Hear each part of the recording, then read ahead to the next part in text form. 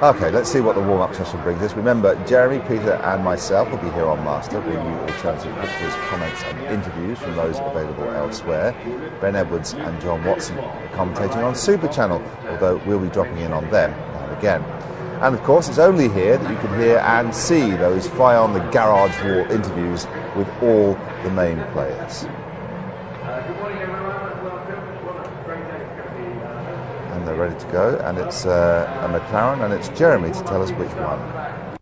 Well, that'll be Raikkonen. I put my money. I couldn't see his helmet. I don't know which one it is. I can tell it's got a flashing light at the back. That's the trouble. They don't need to have their names written on the back of the car as well. When the cars actually go out, we get a little bit of a cheat system. We get it flashed up. It is Raikkonen. What a guess! How about that? He was fastest out. He had a good qualifying session. Pretty well par for him. He's been 5th and 6th on the grid for all the races so far this year. So 6th, obviously not as good as 5th, but it is on the 3rd row, so he won't be too dischuffed with that. Now, Raikkonen not putting as much weight into the whole development as DC is claiming at the moment. I think David Coulthard is spending a lot of time with his engineers, working over every nuance of the car, trying to get it better and better, and it seems to be working. Raikkonen is fully committed, of course, but seems to be allowing David Coulthard to put in some more night time, some more homework. Okay, that's McLaren. What about Ferrari? Peter is with Ross Brawn. Michael was saying after qualifying yesterday that he was a little bit confused because he wasn't getting the normal telemetry readings on where he was on the lap, whether he was up or down. Why was that? We have split times on the car to try and help the drivers judge, and they weren't quite in line with where he was on the split times with the official timing, and they don't always align, so there was a little bit of misalignment of the two timings, so he wasn't quite clear to him whether he was up or down. He knew he was very close, but he didn't know whether he had to push and make it up in the last section or whether he could just hold his time in the last section. So I think it was doubly frustrating because obviously with a couple of errors in the last section, maybe it could have been, but so that's all it was. Thank you very much, Ross.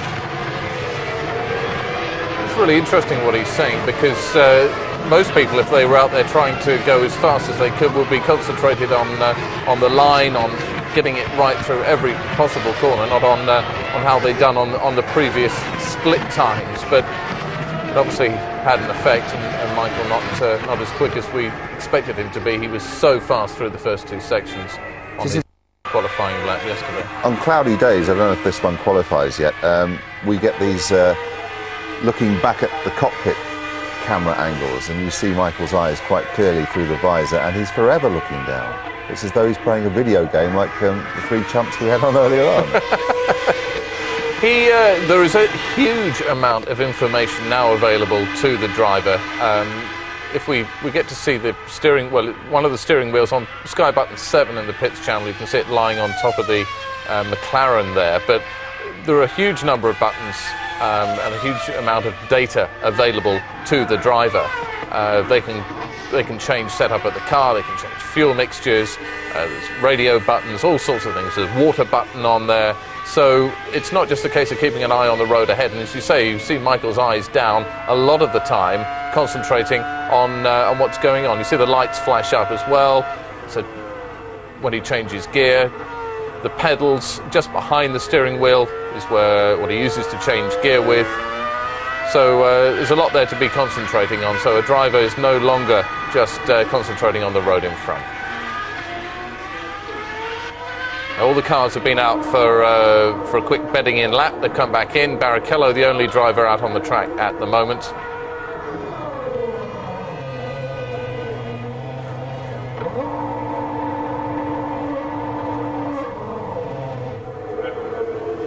And it does, if you look at Sky Button 4, the Track B channel, you can see exactly how cloudy it is. You can see the temperatures as well. 19 degree track temperature is very low, and 15 degrees air temperature is not exactly balmy either. So it's not only Britain that's getting a bad summer by the looks of things, Germany as well. And as Peter was saying earlier on, the fact that it is so cool might ironically actually play into Michelin's hands, because traditionally Michelin have been good in hot weather. Salo, we were saying earlier on, one of the stars of qualifying, 10th position in the Toyota. Nick Damon was caught up with Uwe Anderson. Uwe Anderson, in a way, this is your home race, with the team being based just up the road. I believe most people at the factory are here today, and 10th and 13th on the grid. Are you happy with that as a starting place? Yeah, I think we are very happy, especially after Canada, where we had a very poor performance in qualifying. Do you think it's about now that you begin to feel the team's inexperience the most on race morning, when you've got to think about strategies and you haven't got that huge book of what's happened before? No, it's obviously wherever we go and race for the first time, and I mean the obvious thing for this year is to learn. So when we come back next year, we would know what kind of special preparation we would need for each circuit. Talk about learning. Do you see the team as it lines up for that next year consisting of the same drivers? Would that be your aim, to keep the two guys on? Well, we haven't made any decisions concerning our drivers for next year yet. Interesting what, I'll call him Uwe, you can say tomato or tomato as you like, but interesting what Uwe was saying there about not knowing the tracks. This is the first time that they've raced each one, which is absolutely true, but don't believe all that you hear, because they have researched to the nth degree every track, all the times, the pit strategy, everything else. They have a huge database at Toyota of information that they've assimilated throughout the last couple of years. Just for information on button 3, that's track A, you can catch up with Michael Schumacher's progress. So far, Barrichello is fastest from Trulli. Frentzen third quickest. Frentzen was 200 to 1 to win this race. I have to say, I think you'd be throwing your money away, but quite tempting. He's now on his race car, which of course he couldn't use yesterday. Yeah, I had a problem with the transmission yesterday, and it was unusable for most of the session. So he was in his spare car, and that's where they had problems, because the setup of the spare car just wasn't as good as he wanted, and it took right till the end of the session to sort it. Peter's been listening in. Peter? Yes, I was just listening in. I'd just like to add to that, to what Jeremy was saying, that in fact it was a mechanical component in the transmission that failed. So we just got some radio. And that's quite unusual. Normally we have hydraulic failures in hydraulic pressure for the transmission system, but when it's a mechanical failure, it's a little bit more of a worry for the team, because that comes under the heading of design, lifing of components. And Ross Brawn said that this is not the sort of failure they've ever had before, so the implication is he's slightly nervous about today. Anyway, Michael's in his race car, still on a set of intermediate tyres, as is his normal style, and doing his installation lap, and about 5 to 10 minutes we'll see him out, trying to go quickly, I suspect. Peter, really, how worried are Ferrari? I mean, you say that Ross seems to be a little bit concerned, but a little bit of concern from Ross Brawn could be read into either way, really, couldn't it? It could indeed. I don't know how you quantify worry. I think what he is just totally confident that the car is going to be 100% reliable. And again, from the pit lane is either. That's all we can say, really. I mean, a failure like that is not a good thing to happen over a race weekend. It's the sort of thing you'd normally want to see in a test, so you've got time to look at the cause of the problem and really get to the bottom of it. But when it happens in the vortex of a race weekend, a mechanical component like that, you do obviously worry about it a little bit. Whilst we're listening to you, is a fabulous onboard shot of the Ferrari, one of the sideways cameras that we've got, and it really is a fantastic shot round here. The Ferrari have got this new engine they've been running in Italy. What news on that, and when are we going to see it in action? Well, when you talk to the engine people, and indeed Michael and Ross, they say, what new engine? We've actually had a different engine virtually at every race this year. It's just an ongoing development program, so there is not a new engine as such. So I can't really add anything more than that. That's really what all the manufacturers say. There are just these constant steps and evolutionary changes. And Michael, when asked this question on Friday, said, new engine? What new engine? We're on board with Raikkonen at the moment. Whilst we're talking about McLaren, it's reported on one of the websites this morning that David Coulthard will stay with McLaren for next year. Is that a surprise, although the team haven't announced anything officially yet? On the contrary, I think they have announced it. David is definitely under contract for next year. Has been, in fact, when he renewed, it was a 2-year deal. So there's never been any question about David driving for West McLaren Mercedes next year. The contract going beyond the extension of the contract. Sorry, I didn't make it very clear, but that they would now commit to him for beyond that as well. I don't know. I'd be very surprised if they're committing to drivers for 2004 at this stage. It's not in their style to do so. Ralph's gone fastest now, and he yesterday hung on to that set of tyres. A tactical blunder, or do you think it's going to play into his hands today that in fact second on the grid is not that bad and he's got this extra set of tyres? No, I think it was a very good move from Ralph. I think he's in very good shape, actually. As I said earlier, he's been looking good all weekend. And it's interesting that the other Michelin runner to choose the hardest tire was Jarno Trulli. And he also had a very good run yesterday. And it looks as if this Michelin harder tire is a little bit slower, it actually looks to be very consistent in the way it develops over a 5 to 10 lap period and the sort of handling balance you can get from it. So Ralph, and it'll be interesting to see how Jarno goes this morning as well, because I'd say Ralph is actually in better race shape than Juan Pablo. Just a gut feeling, really, but it looks that way. So far, Peter, Jarno's 9th quickest, but obviously they've only been out for a short time. The only surprise up at the top is Jacques Villeneuve, 3rd quickest at the moment, but we could read into that, light loads, all sorts of things. Well, he had a horrendous day yesterday. Apart from the sort of public punch-up of his team principal, he was very slow in the morning, very slow in the afternoon. So it wouldn't surprise me at all if he's running light fuel just to try to sort of get his feel for the car back again. The sort of thing that a driver in that situation should be doing, actually. It's just been off. Pointing out, I think, for what it's worth, that this is the last race, the last time we shall ever see the compact name on Williams BMW. And of course there are many sponsors in Formula One, but they've been with Williams BMW since the start of that marriage, and here they are on the front row of the grid. But from the British Grand Prix onwards, of course, it'll be the Hewlett-Packard Williams BMW. Yeah, I'm sure I'll be saying that entire name over and over again, Peter. Thanks very much. Well, HP, it's actually quite good for a racing car. Peter, thanks for the time being. You were talking about Jacques Villeneuve a moment ago. Let's hear from his boss, David Richards, talking now to Nick. David Richards, a mixed qualifying session. Olivier's 12, not bad for the Bridgestone runners, but Jacques all at sea. What's happening? No, you're quite right. It's just all at sea. Sometimes, you just don't get things together, get the setup a little bit wrong, you play around and you never get it right at the end of the day. And I think that's what's happened this weekend. Where he's changed chassis today. He's actually going to use what was scheduled to be the T car. So we'll see if he can get any better with that this morning. Looking at Jacques, do you think he obviously reported in the press that there seems to be some friction within the team? Do you think his mind's on the job still? Say again? There's been some reports, obviously there's some friction within the team, a lot about next year's money and that sort of thing. Do you think that's affecting his concentration? That's no such thing at all. And, Jack and I chatting this morning about things, and not an issue at all. On to motor racing, can you get points from where you're starting?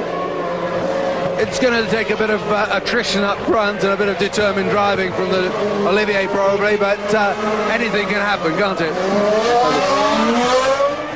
As we approach the halfway point in this session, riding with Rubens Barrichello, let's listen in on Ben and Watty. Rubens Barrichello heading up the hill out of the hairpin. We're less than halfway through this morning warm-up, through the fast sweepers, and the Brazilian who'll be starting in 4th place on the grid today. Now just working on race setup for this afternoon. Barrichello strong through that first sector, quickest now for Ferrari, comes through the second sector once again, fastest, 3/10, almost 4/10 quicker than Coulthard's current fastest lap. That's a 35.442. So down into the chicane.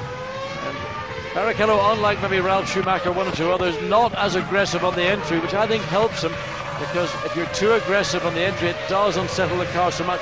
It has a bearing on the exit of the chicane, and then this final turn, Coca-Cola onto start-finish straight, a 1:34.733 by 7/10 of a second, and now getting down to that benchmark time of a middle or high 1:33 that we thought would be close to what we anticipate a race time being. Now it looks like Montoya is getting ready to come out. They've solved the problems on the car. Having a quick discussion with Patrick Head, and then he'll be making his way out onto the track. He's the only one to have completed just one lap in this session so far. Everyone else seems to be out on track and completing a good number of laps. And Barrichello fastest, but look at Michael Schumacher now, faster on the split time. Yes, the first time we've seen Michael doing a full run. He's been in and out of the pits, from the spare car to race car, back in again to take off the intermediate tires that he did that installation lap with. Now, first flying lap, first sector, he's quickest of all. Listen, we couldn't quite hear whether he was totally flat or not, but Michael Schumacher absolutely on it as ever. We'll be aware of Barrichello's time. Comes to the L curve now through the pit curve in the second sector, now on the exit of this corner. 0.6 of a second. Well, this is going to see a time, we think, if he can continue, it'll be a low 34, possibly a high 33. Again into the chicane. No, he made an error. It wasn't quite so good. Again, took a lot of curb going in, ran wide and compromised, so maybe not just quite so quick, but it depends on this final exit, this final corner. Can he make, well, half a second? He makes 0.6 of a second, he does a 34.0. So some quick times being set by the Ferraris, as we have come to expect, and it might be a tough job for the Williams drivers to keep them behind once we get into the Grand Prix. Still some way to go in this warm-up. Well, you can see there how he bounced over the curve, John. You said he was a little aggressive that time. Yes, he was, and I didn't realise just how aggressive, and that definitely cost him maybe a couple or 0.3 of a second. He would have certainly been into a 133, maybe a high 33.8, 33.9, but he was too aggressive. He just challenged it too strongly. Brenton, that's maybe more the way you would like to take it, but of course Michael Schumacher's always pushing. He's not prepared to sit back and just do lap after lap. He did push and he paid the penalty. Nevertheless, he is still quickest, and he's continuing that progress. He's fastest once again in that first sector as we see Frentzen go across the line, and a good job, third quickest. But you have to question, how much fuel does Frentzen have on board his Arrows? Yeah. Again on this first corner, which I'm hyping up like no one's business, but this time only a second off Michael Schumacher's pace, and ahead of Coulthard, ahead of his teammate Bernaldi. So both Arrows look to be running relatively light at the moment. We're taking a little look back at Felipe Massa. What's he been up to? I suspect a big lock-up and getting it sideways and doing everything wrong. Oops-a-daisy. Well, he didn't lock it up, but he didn't slow it down enough, and he just had to use the grass on the other side of the curbing. As Barrichello now passes team leader Michael Schumacher. Schumacher lost time in that second sector. He obviously backed off, and somehow he's slightly caught by the fact that Rubens Barrichello was charging up to complete his.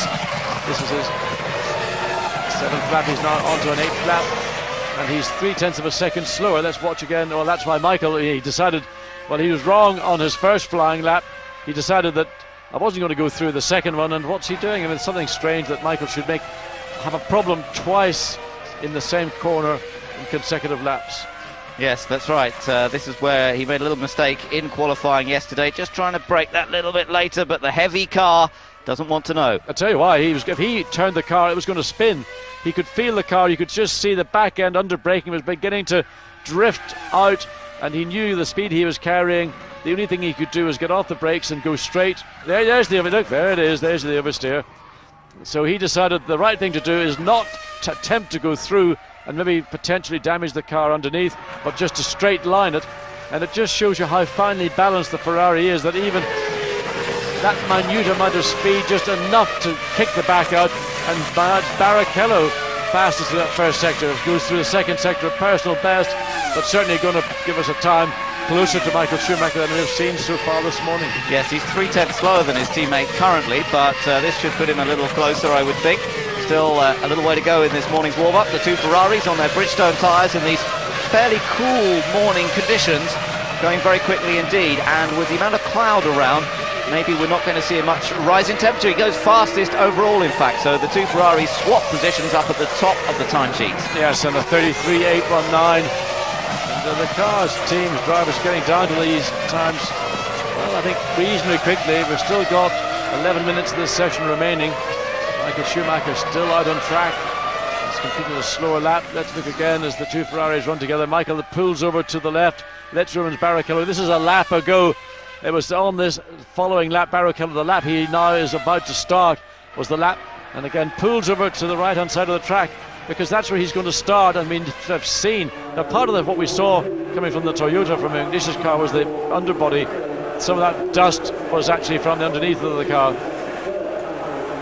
Now we're in the Williams pit there, and Montoya's in the car, but he's still not.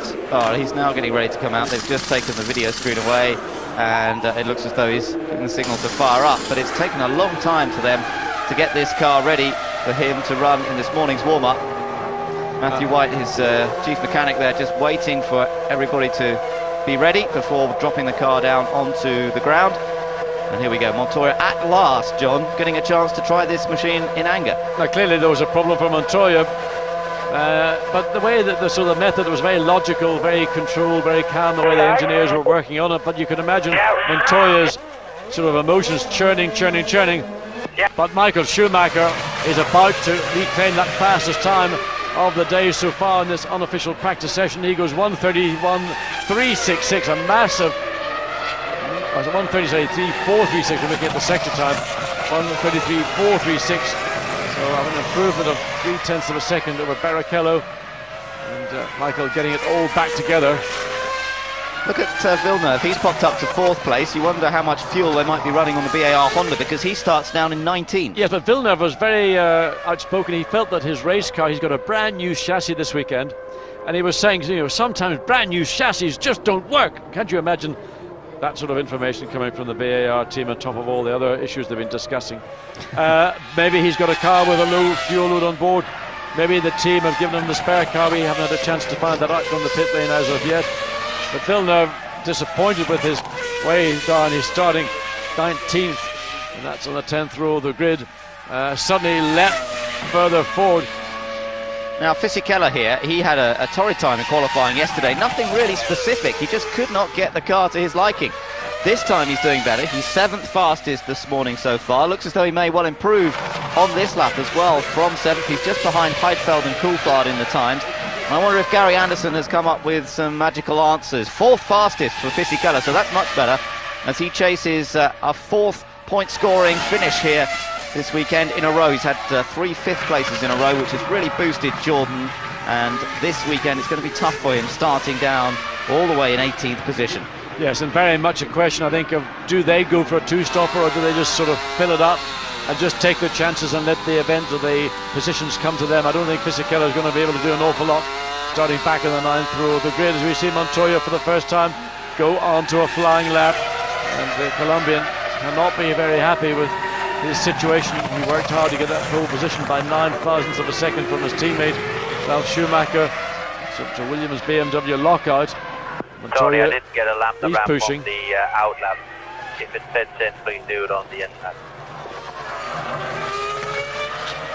Yeah, it's pushing quite hard. That was where he made a little mistake through that arena section on his final run. It didn't matter in the end yesterday. Remember, he took pole by just 9,000ths of a second. It was so close between him and his teammate Ralf Schumacher. A little bit of a lock-up, and he's pushing pretty hard, having not had a chance to run in this warm-up until now. He's obviously very fired up. Yeah, you suspect also a sense of impatience. He's been standing around the pit lane for the best part of 15 or 18 minutes, and now he only has just over 7 minutes remaining. But what's interesting is Villeneuve and Frentzen both doing personal bests in their first sectors, and in fact it's Villeneuve that was marginally quicker. In fact, is marginally quicker than Giancarlo Fisichella. Fisichella's gone into the pits, and to wait for Villeneuve to finish this lap. So let's just see Montoya complete this lap. 2.1 seconds down on Schumacher's time at the split there. It's a long way behind the Ferrari, you have to say. Of course, we don't know what fuel loads they're running and which tyres that they're on at this current stage compared to what they'll be running in the race, but Montoya a lot slower than the Ferraris. Let's just take a look. Where does this put him? 12th fastest only for Montoya. But normally we don't see the Williams doing anything particularly dramatic in the morning warm-up.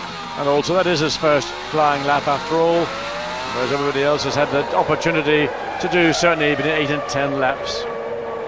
Yes, and Schumacher getting ready for a launch control start. So here we are, Michael Schumacher making full use of this morning's warm-up with just 6 minutes to go. to get another launch control start in. That could be crucial experience this afternoon. Jacques Villeneuve now up to 4th position in this morning's warm-up.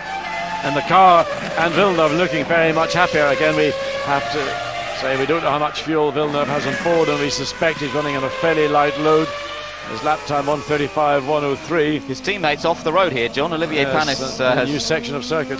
Yeah, gone on to that extra tarmac that's up on the outside of the arena section, Mercedes Arena. But he's got it back on target again and rejoins the track. Panis qualified as the fastest of the Hondas. He's actually 5th in this morning's warm-up. So both BAR Hondas, interestingly, going very much quicker. Remember, they've reverted to the other engine for today's race. Yesterday they were using the all-new Honda engine in its Step 2 form, as David Richards said, but they're now back to the engine they've been using throughout the season.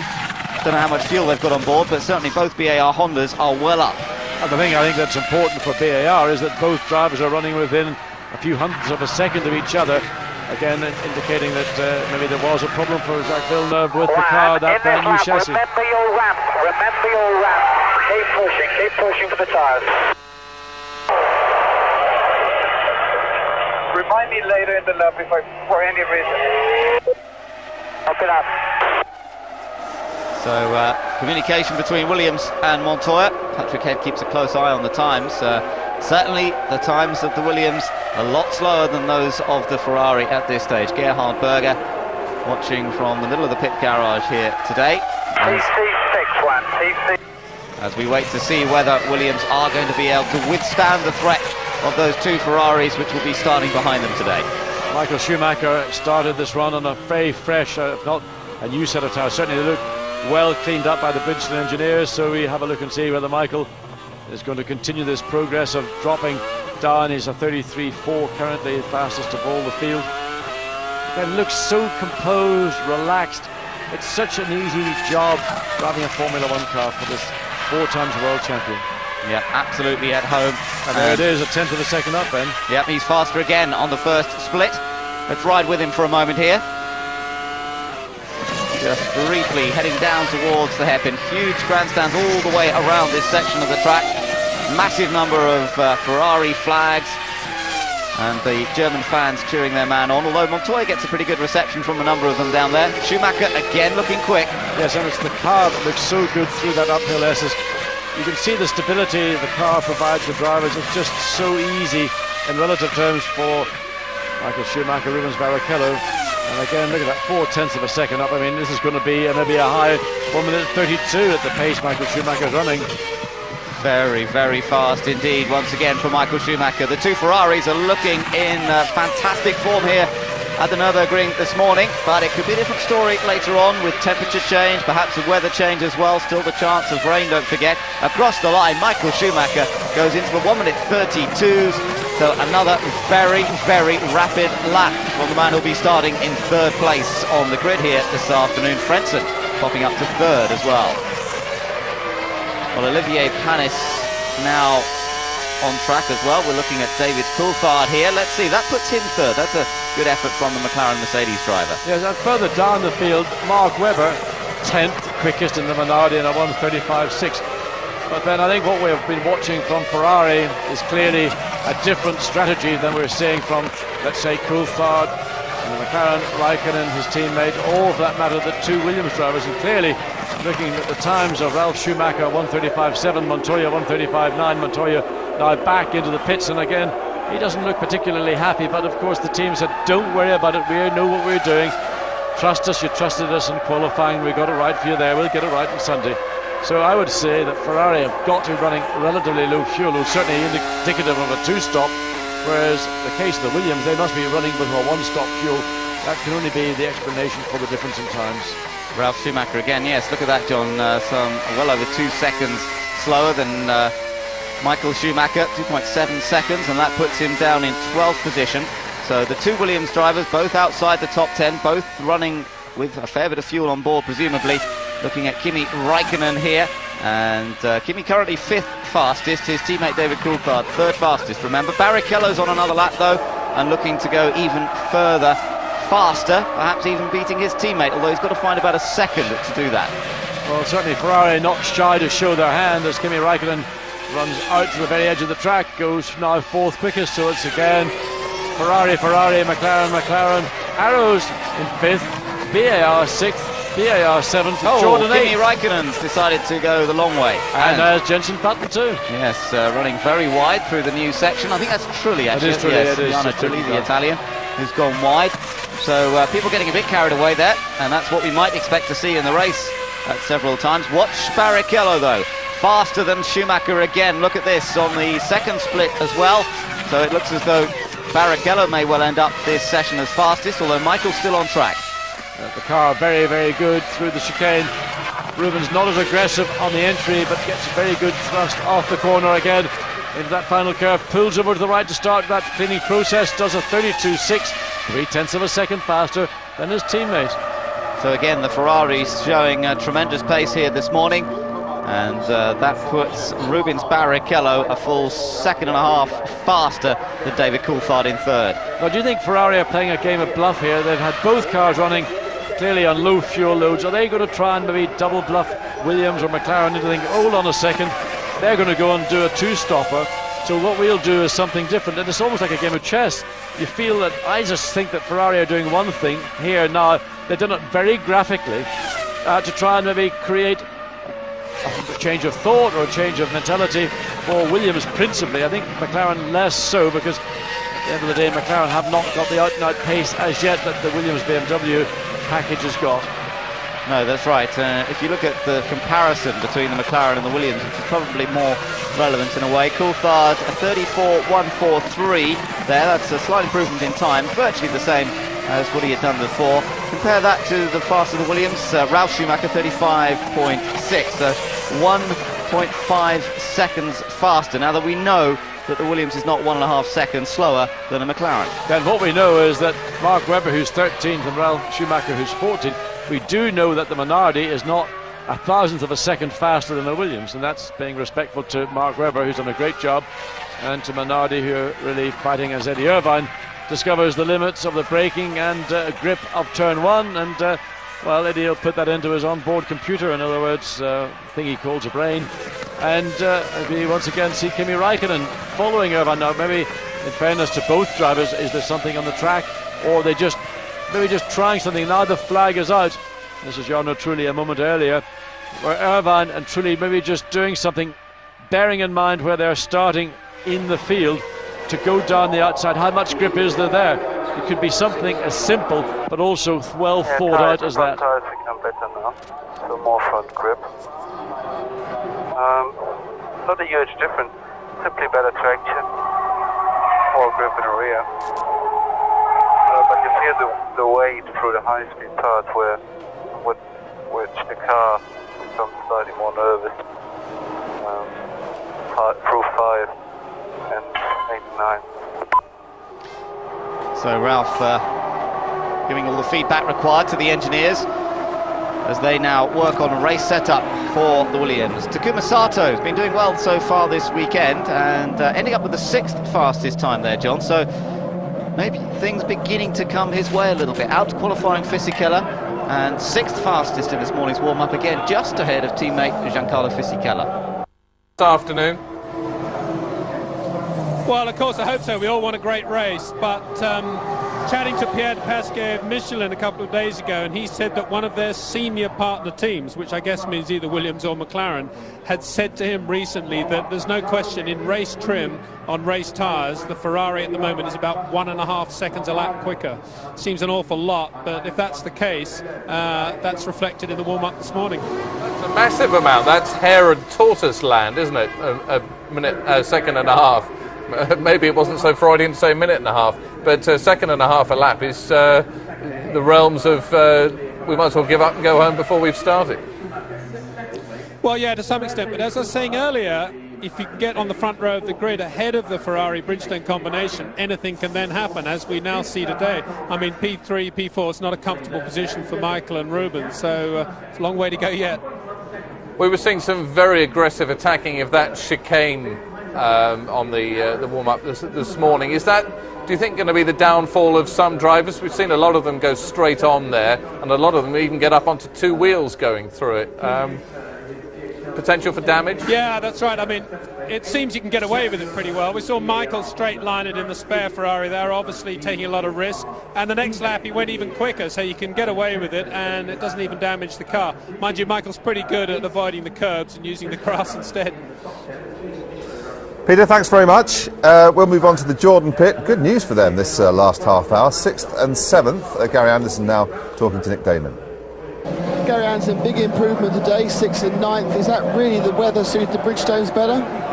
It's a bit of that thing, but also, I mean, the warm-up doesn't count, so the good guys up the front sort of usually pace themselves a bit more in this type of session, so we'll have to see in the race really, but we're a bit better. The Ferrari is about 1.5 seconds ahead of everybody, and they're also running the Bridgestone, so it does seem that it's a better way to be at the moment.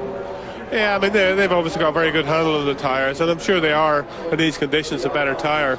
But as I say, the race unfortunately isn't until 2 o'clock, so things can change by them. Once again, Taku's ahead of Giancarlo. Why is he going so well at this circuit?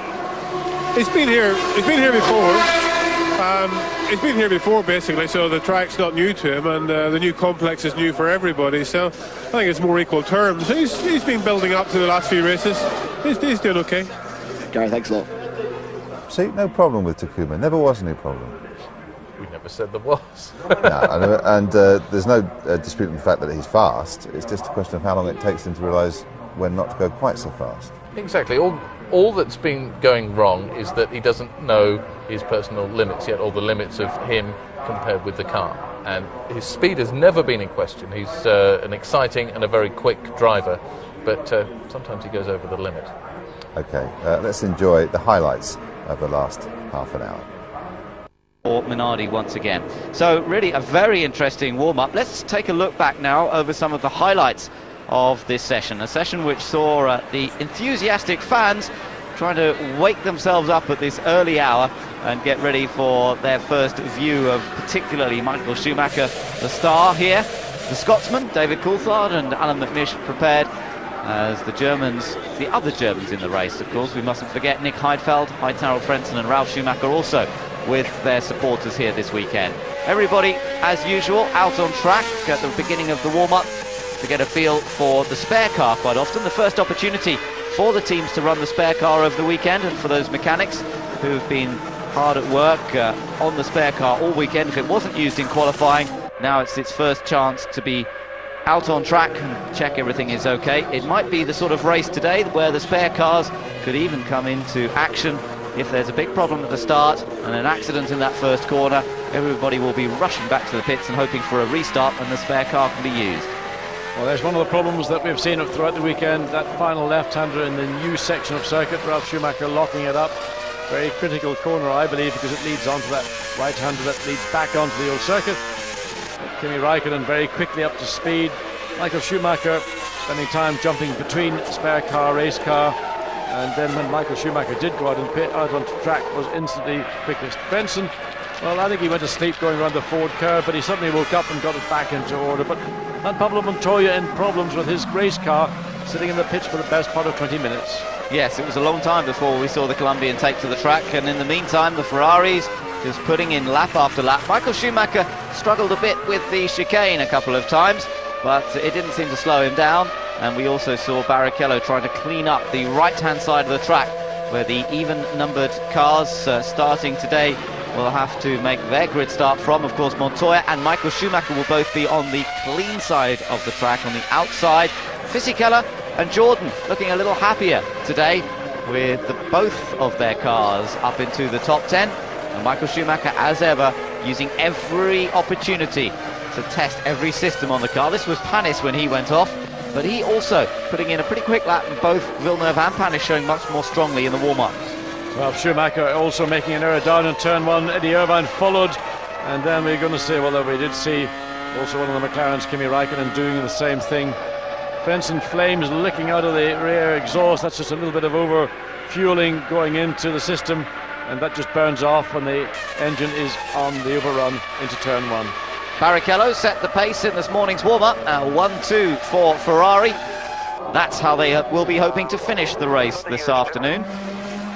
But Ralf Schumacher and Juan Pablo Montoya will be doing their utmost from the front row starting position. They have the advantage in terms of grid spots. Can they try and maintain that advantage in the race here this afternoon? And what about the weather? Well, as you can see, it's overcast.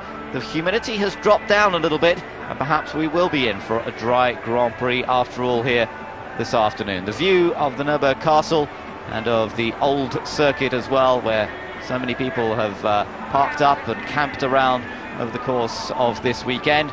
But it's the new Nürburgring with its revisions to the first corner, the additional half a kilometre that's been added for this season, that will determine the 9th round of the FIA Formula 1 World Championship and see whether Michael Schumacher can add to his tally of victories this year. 6 wins out of 8 Grand Prix, 70 points out of a possible 80 maximum he's scored already this season, and he wants to take his 4th Nürburgring victory here this afternoon in front of his home crowd, who will be cheering him on to the last. And it's one of those races, you have the feeling, and certainly I have, that the combination of Ross Brawn and everybody in the pit wall, Michael Schumacher in the cockpit of that Ferrari, they've got to overcome the advantage that Williams gained in qualifying, locking up that front row of the grid. I don't think they're going to try and do it into turn 1. I think Michael and Ferrari are too wise for that. But in terms of how they will take the race and switch it around to their own advantage, well, whether they were double bluffing this morning, Ferrari's 132.6 for Barrichello, 32.9 for Michael Schumacher, really depended at what point you were running when the flag came out. Have worked on. I think hopefully there's a bit of a win there for everybody. Could be something that come out of it for Minardi, also for Jagger and Mark Webber. So we will see. I'm not too fired up about going out there and breaking any lap records. I'm not trying to take the pressure off myself or anything like that for the test, but obviously Jagger and Nicky have seen what's been happening this season, and to do 5 hours work down in Barcelona is not going to make or break me, but it's going to be good to work with the team. Well, good luck today, Mark. Top 10 minimum. All right, guys, I'll think of you. The phrase breath of fresh air springs to mind when we talk to Mark Webber. Anyway, let's remind ourselves of the warm-up classification, as they call it, from the half hour that we've just witnessed. And Rubens Barrichello leading the way, and his Ferrari teammate Michael Schumacher happy to be in second. I suppose happy that the Ferraris are 1 and 2. Well, they've qualifying yesterday, so what it means is that we've got a fabulous race on our hands this afternoon, and the McLarens 3rd and 4th together again. They seem to be going 2 by 2 in this morning's session. So McLaren were down a little bit yesterday in qualifying, but going well today. We see Webber there 13th. Next week is very important. He might play it down, but that drive in the Jaguar is going to do him no harm at all. It might not be the quickest car, but he's been spotted, and that's important. And there, 17th, pole sitter Juan Pablo Montoya. Let's hope that that's not a major problem for this afternoon, because he's on pole and we have the potential for a great race and maybe a Montoya win here. Okay, tyres always important, especially important at the Nürburgring. And I just wonder whether, I mean, I remember Gerhard Berger saying that a couple of weeks ago that he thought the BMW engine was up with the Ferrari, was better than the Ferrari, and now he thinks that the tyres that BMW Williams use are as good as the Bridgestones. Well, he's very good at talking things up, because his engine hasn't been as good as the Ferrari in the last couple of races because it's blown up. If the tyres are as good as he says they are, then, as I say, we're going to have a great race, because they need those Michelins to be absolutely on the pace here. Otherwise, we'll just see 2 more red cars disappear into the distance. Quote of the weekend so far goes to Sir Frank Williams. When asked what tyres his drivers were on, he said they're both on Michelins. They go to a school for this, for the school of snappy retorts. But he's absolutely right. They are both on Michelins. But we will see later, and I'm sure Peter will have the lowdown in the pit lane for us before the start of the race as to which compound the drivers will go out on. Will they be on the same? Will they go one hard, one soft? It'll depend on what happens to the weather in the next couple of hours.